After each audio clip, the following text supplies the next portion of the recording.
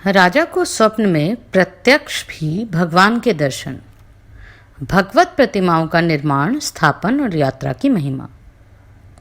ब्रह्मा जी कहते हैं, मुनिवरों, इस प्रकार स्तुति करके राजा ने समस्त कामनाओं को पूर्ण करने वाले सनातन पुरुष जगन्नाथ भगवान वासुदेव को प्रणाम किया और चिंतामग्न हो पृथ्वी पर कुश और वस्त्र बिछाकर भगवान का चिंतन करते हुए वे उसी पर सो गए। सोते समय उनके मन में वही संकल्प था कि सबकी पीड़ा दूर करने वाले देवादिदेव भगवान जनार्दन कैसे मुझे प्रत्यक्ष दर्शन देंगे। सो जाने पर देवादिदेव जगत गुरु भगवान वासुदेव ने राजा को स्वप्न में अपने शंख, चक्र और गदा धारण करने वाले स्वरूप के दर्शन कराए। राजा इंद्रद्युम्न ने बड़े प्रेम से भगवान का दर्शन किया। वे शंख और चक्र धारण किए हुए थे। उन्होंने शार्क नामक धनुष बाण भी धारण कर रखा था। उनका स्वरूप प्रलयकालीन सूर्य के समान दैदीप्यमान हो रहा था। वे प्रज्वलित तेज के विशाल मंडल प्रतीत होते थे। उनका श्री अंग नीले पुखराज के समान श्याम था। वे गरुड़ के कंधे पर विराजमान थे और उनकी 8 भुजाएं शोभा पा रही थी। दर्शन देकर भगवान उनसे कहने लगे, राजन, तुम्हें साधुवाद है। तुम्हारे इस दिव्य यज्ञ से, भक्ति से और श्रद्धा से मैं बहुत संतुष्ट हूँ। महिपाल, तुम व्यर्थ क्यों चिंता करते हो? राजन, यहाँ जो जगत पूज्य सनातनी प्रतिमा है, उसकी प्राप्ति का उपाय तुम्हें बतलाता हूँ। आज की रात बीतने पर निर्मल प्रभात में जब सूर्योदय है, उस समय अनेक प्रकार के वृक्षों से सुशोभित समुद्र के जल प्रांत में, जहाँ तरंगों से प्रेरित महान जल की राशि दिखाई देती है, वहीं एक बहुत बड़ा वृक्ष खड़ा है, जिसका कुछ भाग तो जल में है और कुछ स्थल में है। वह समुद्र की लहरों से आहत होने पर कंपित नहीं होता। तुम हाथ में कुल्हाड़ी लेकर लहरों के बीच से अकेले ही वहां चले जाना। तुम्हें वह वृक्ष दिखाई देगा। मेरे बताए अनुसार उसको पहचान कर निशंक भाव से इस वृक्ष को काट डालना। इसे काटते समय तुम्हें कोई अद्भुत वस्तु दिखाई देगी। उसी से सोच विचार कर तुम दिव्य प्रतिमा का निर्माण करो। मुंह में डालने वाली चिंता छोड़ दो। यूं कहकर महाभाग श्रीहरि अदृश्य हो गए। यह स्वप्न देखकर राजा को बड़ा विस्मय हुआ। उस रात्रि को देखते हुए वे भगवान में मन लगा उठ बैठे और वैष्णव मंत्र एवं विष्णु सूक्त का जप करने लगे। प्रातःकाल उठे और भगवत स्मरण करते हुए विधि पूर्वक उन्होंने समुद्र में स्नान किया। फिर ब्राह्मणों को नगर और गांव आदि दान में दे पूर्वान कृत्य करके समुद्र के तट पर गए। वहां अकेले ही महाराज ने समुद्र की महाबेला में प्रवेश किया और उस तेजस्वी महावृक्ष को देखा। वह बहुत ऊंचा था। उसमें बड़ी बड़ी जटाएं लटक रही थी। उसे देखकर राजा इंद्रद्युम्न बहुत प्रसन्न हुए। उन्होंने तीखे फरसे से उस वृक्ष को काट गिराया और उसके 2 टुकड़े करने का विचार किया। फिर उन्होंने जब काष्ठा का भलीभांति निरीक्षण किया, तब एक अद्भुत बात दिखाई दी। विश्वकर्मा और भगवान विष्णु दोनों ब्राह्मण का रूप धरकर वहां आए। उनके कंठ में दिव्य हार और शरीर में दिव्य अंगराग शोभा पा रहे थे। वे दोनों अपने तेज से प्रज्वलित हो रहे थे। राजा के पास आकर उन्होंने कहा, महाराज, आप यहाँ कौन सा कार्य करेंगे? किस लिए इस वनस्पति को काट गिराया? उन दोनों की बात सुनकर राजा बहुत प्रसन्न हुए। उन्होंने मीठी वाणी में उत्तर दिया, मैं यहाँ आदि अंत से रहित देवादिदेव जगदीश्वर भगवान विष्णु की आराधना के लिए प्रतिमा बनवाना चाहता हूँ। इसके लिए स्वयं भगवान ने मुझे स्वप्न में प्रेरित किया। राजा की बात सुनकर भगवान जगन्नाथ हंसकर कहने लगे, महाराज, आपका विचार बड़ा उत्तम है। इसके लिए आपको साधुवाद है। यह भयंकर संसार सागर केले के पत्ते की भांति सारहीन है। इसमें दुख की ही अधिकता है। काम क्रोध इसमें पूर्ण रूप से व्याप्त हैं।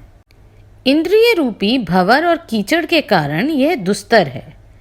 नाना प्रकार के सैकड़ों रोग यहाँ भंवर के समान है। यह संसार पानी के बुलबुले की भांति क्षणभंगुर है।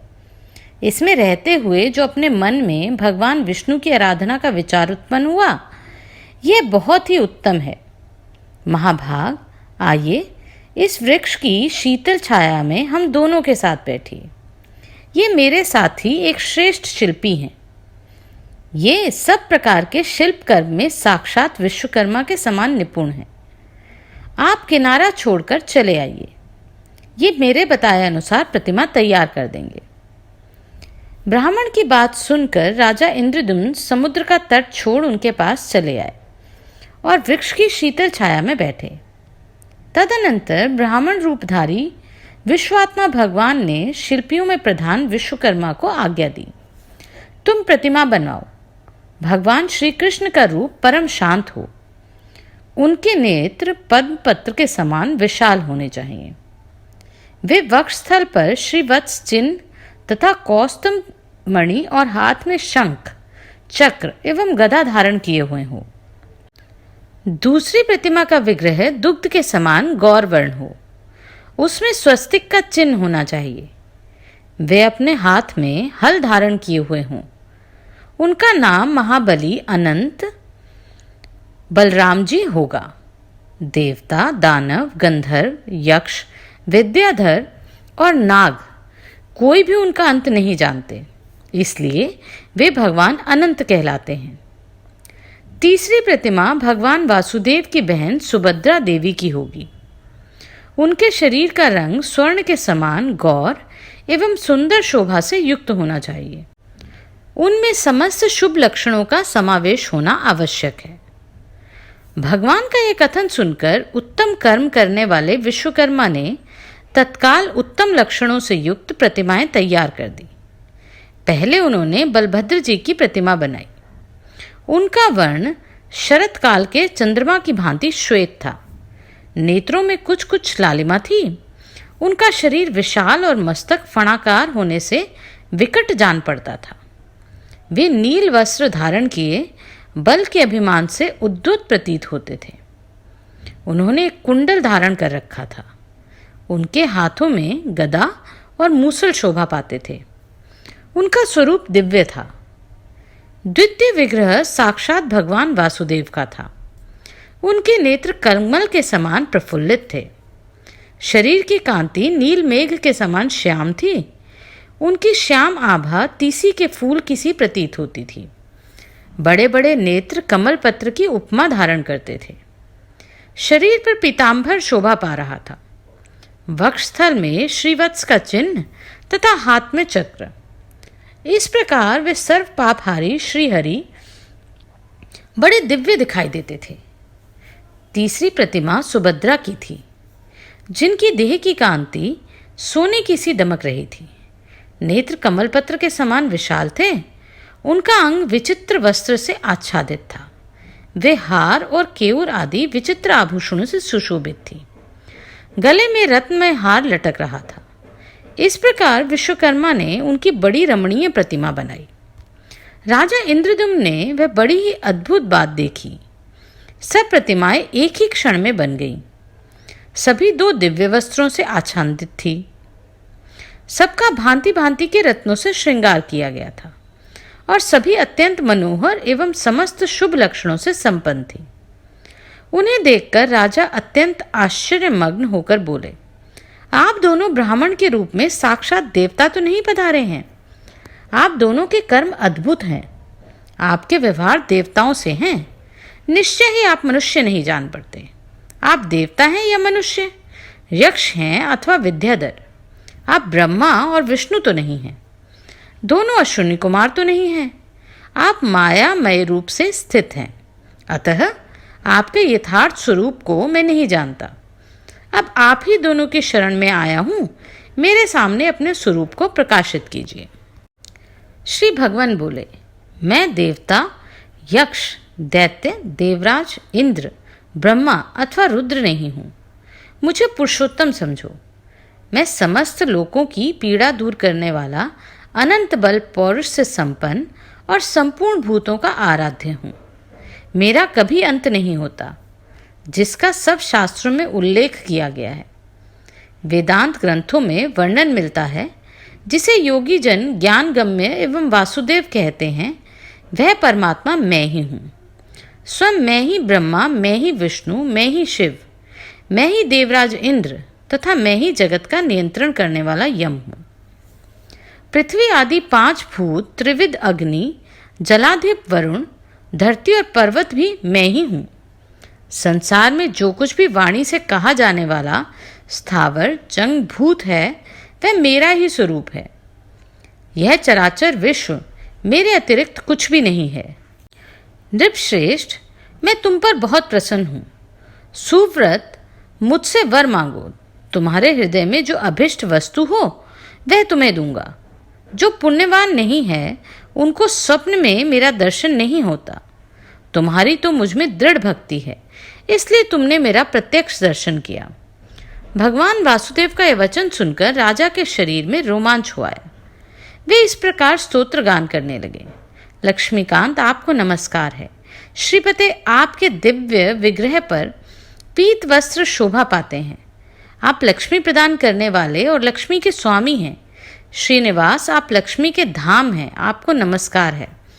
आप आदि पुरुष ईश्वर, सबके ईश्वर, सब और मुख वाले, निष्कल एवं सनातन परम देव हैं। आपको मेरा प्रणाम है। आप शब्द और गुणों से अतीत, भाव और अभाव से रहित, निर्लेप, निर्गुण, सूक्ष्म, सर्वज्ञ तथा सबके रक्षक हैं। आपका स्वरूप वर्षा काल के मेघ के समान श्याम है। आप गौ तथा ब्राह्मणों के हित में संलग्न रहते हैं, सबकी रक्षा करते हैं। सर्वत्र व्यापक और सबको उत्पन्न करने वाले आप शंख, चक्र, गदा और मूसल धारण करने वाले देवता हैं। आपके श्रीअंगों की सुषमा नील कमल दल के समान श्याम है। आप क्षीर सागर के भीतर शेषनाग की शैया पर शयन करने वाले हैं। इंद्रियों के नियंता सर्व पापहारी श्रीहरि हैं। आपको नमस्कार करता हूँ।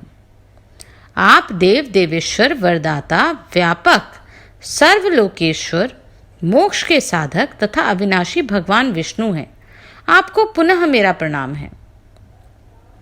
इस प्रकार भगवान का स्तवन करके राजा ने हाथ जोड़कर प्रणाम किया और धरती पर मस्तक टेक कर कहा, नाथ, यदि आप मुझ पर प्रसन्न हैं तो मैं यह वर मांगता हूँ। देवता, असुर, गंधर्व, यक्ष, राक्षस, महानाग, सिद्ध, विद्याधर, साध्य, किन्नर, गुहक, महाभाग, ऋषि, नाना शास्त्रों के प्रवीण विद्वान, सन्यासी, योगी, वेद तत्व का विचार करने वाले तथा अन्यान्य मोक्ष मार्ग के ज्ञाता, मनीषी पुरुष जिस निर्गुण, निर्मल एवं शांत परम पद का ध्यान करते हैं, उस परम दुर्लभ पद को मैं आपके प्रसाद से प्राप्त करना चाहता हूँ। श्री भगवान बोले, राजन, तुम्हारा कल्याण हो। सब कुछ तुम्हारी इच्छा के अनुसार होगा। मेरे प्रसाद से तुम्हें अभिलाषित वस्तु की प्राप्ति होगी। नृपश्रेष्ठ, तुम 10,900 वर्ष तक अपने अखंड साम्राज्य का उपभोग करो। इसके बाद उस दिव्य पद को प्राप्त होगे जो देवता और असुरों के लिए भी दुर्लभ है, जिसे पाकर सब मनोरथ पूर्ण हो जाते हैं, जो शांत, गूढ़, अव्यक्त, अव्यय, पर से भी पर, सूक्ष्म, निर्लेप, निष्कल, ध्रुव, चिंता और शोक से मुक्त तथा कार्य और कारण से वर्जित ज्ञेय नामक परम पद है। उसका तुम्हें साक्षात कराऊंगा। उस परम आनंदमय पद को पाकर तुम परम पद मोक्ष की प्राप्त हो जाओगे। राजेंद्र, इस पृथ्वी पर जब तक बादल पानी बरसते रहेंगे, जब तक आकाश, चंद्रमा, सूर्य और तारे दिखते रहेंगे, जब तक 7 समुद्र तथा मेरु आदि पर्वत मौजूद रहेंगे तथा जब तक ध्युलोक में देवताओं की सत्ता बनी रहेगी, तब तक इस भूतल पर सर्वत्र तुम्हारी अक्षय कीर्ति छाई रहेगी। तुम्हारे यज्ञांग से प्रकट होने वाले तालाब इंद्रद्युम्न सरोवर के नाम से प्रसिद्ध तीर्थ होगा। इसमें एक बार स्नान करके भी मनुष्य इंद्रलोक को प्राप्त कर सकते हैं। जो इस सरोवर के सुंदर तट पर पिंडदान करेगा, वह अपनी 21 पीढ़ियों का उद्धार करके इंद्रलोक को जाएगा और वहां विमान पर बैठकर अप्सराओं से पूजित हो गंधर्वों के गीत सुनता हुआ 14 इंद्रों की आयु पर्यंत निवास करेगा। सरोवर के दक्षिण भाग में नैऋत्य कोण की ओर जो बरगद का वृक्ष बना है, उसके समीप केवड़े के वन से आच्छादित एक मंडप है जो नाना प्रकार के वृक्षों से व्याप्त है। आषाढ़ की शुक्ल पक्ष की पंचमी में महानक्षत्र में हमारी इन प्रतिमाओं को लेकर लोग 7 दिनों तक मंडप में स्थापित करेंगे। उस समय वहां बड़ा उत्सव होगा। सोने के दंड लगे चवर तथा रत्न भूषित व्यंजनों द्वारा सब लोग हमें हवा करेंगे। इस प्रकार मंगल पाठ पूर्वक हमारी स्थापना होगी। ब्रह्मचारी, सन्यासी, स्नातक, वानप्रस्थ, गृहस्थ, सिद्ध तथा अन्य ब्राह्मण नाना प्रकार के पदों वाले स्तोत्रों तथा ऋक्, यजु एवं सामवेद की ध्वनि से बलराम और श्री कृष्ण की स्तुति करेंगे। उस समय जो मनुष्य भक्ति पूर्वक मेरा स्तवन, दर्शन अथवा नमन करेगा, वह श्रीहरि की शोभामय धाम में विराजेगा। इस प्रकार राजा को वरदान दे विश्वकर्मा सहित भगवान विष्णु वहां से अंतर्ध्यान हो गए। राजा के हर्ष की सीमा न रही। उनका शरीर रोमांचित हो गया था। उन्होंने भगवान के दर्शन से अपने को कृतकृत्य माना। तत्पश्चात श्री कृष्ण, बलराम और वरदायिनी सुभद्रा को माणिकार्जुन जटित विमानाकार रथों में बिठाकर वे बुद्धिमान नरेश, अमात्य और मंत्रियों सहित मंगल पाठ तथा बाजे गाजे के साथ ले आए और उन्हें परम मनोहर पवित्र स्थान में पधराया। फिर शुभ तिथि, शुभ समय, शुभ नक्षत्र और शुभ मुहूर्त में ब्राह्मणों के द्वारा उनकी प्रतिष्ठा करवाई। उत्तम प्रसाद ने वेदात विधि पूर्वक प्रतिष्ठा करके उन सब विग्रहों को स्थापित किया। फिर भांति भांति के सुगंधित पुष्पों से विधिवत पूजा करके सुवर्ण, मणि, मोती और नाना प्रकार के सुंदर वस्त्र अर्पण किए। विभिन्न प्रकार के दिव्य रत्न, आसन, ग्राम, नगर तथा राज्य तथा पुर आदि भी दान दिए। इस प्रकार अनेक प्रकार का दान करके राजा ने समुचित रीति से राज्य किया और भांति भांति के यज्ञ करके अनेक बार दान दिए। फिर कृतकृत्य होकर राजा ने समस्त परिग्रहों का त्याग कर दिया और अत्यंत उत्कृष्ट स्थान भगवान विष्णु के परम पद को प्राप्त कर लिया। मुनियों ने कहा, सुरश्रेष्ठ, जिस समय पुरुषोत्तम तीर्थ की यात्रा करनी उचित है और प्रभु किस विधि से पंचतीर्थों का सेवन करना चाहिए, स्नान, दान रूप एक एक तीर्थ का और देव दर्शन का जो पृथक पृथक फल है, वह सब हमें बताइए। ब्रह्मा जी बोले, जो कुरुक्षेत्र में अपनी इंद्रियों और क्रोध को जीतकर बिना खाए पिए 70,000 वर्ष तक एक पैर से खड़ा होकर तपस्या करता है तथा जो ज्येष्ठ शुक्ला द्वादशी को उपवास पूर्वक भगवान पुरुषोत्तम का दर्शन करता है, वह पहले की अपेक्षा अधिक फल का भागी होता है। अतः मुनिवरों, स्वर्गलोक की इच्छा रखने वाले ब्राह्मण आदि को चाहिए कि वह ज्येष्ठ मास में प्रयत्न करके इंद्रिय संयम पूर्वक भगवान पुरुषोत्तम का दर्शन करें। श्रेष्ठ मनुष्यों को उचित है कि ज्येष्ठ मास में शुक्ल पक्ष की द्वादशी को विधि पूर्वक पंचतीर्थों का सेवन करके श्री पुरुषोत्तम का दर्शन करें। जो ज्येष्ठ की द्वादशी को अविनाशी देवता भगवान पुरुषोत्तम का दर्शन करते हैं, वे विष्णु लोक में पहुंचकर कभी वहां से नीचे नहीं गिरते। अतः ज्येष्ठ में प्रयत्न पूर्वक वहां की यात्रा करनी चाहिए और वहां पंचतीर्थ सेवन पूर्वक पुरुषोत्तम का दर्शन करना चाहिए। जो अत्यंत दूर होने पर भी प्रतिदिन भक्ति पूर्वक भगवान पुरुषोत्तम का कीर्तन करता है, वह शुद्ध चित्त हो भगवान विष्णु के धाम में जाते हैं। जो श्रद्धा पूर्वक एकाग्रचित हो श्री कृष्ण के दर्शनार्थ यात्रा करते हैं, वे सब पापों से मुक्त हो भगवान विष्णु के लोक में जाते हैं। जो दूर से भगवान पुरुषोत्तम के प्रसाद शिखर पर स्थित नील चक्र का दर्शन करके उसे भक्ति पूर्वक प्रणाम करते हैं, वे मनुष्य सहसा पाप से मुक्त हो जाते हैं।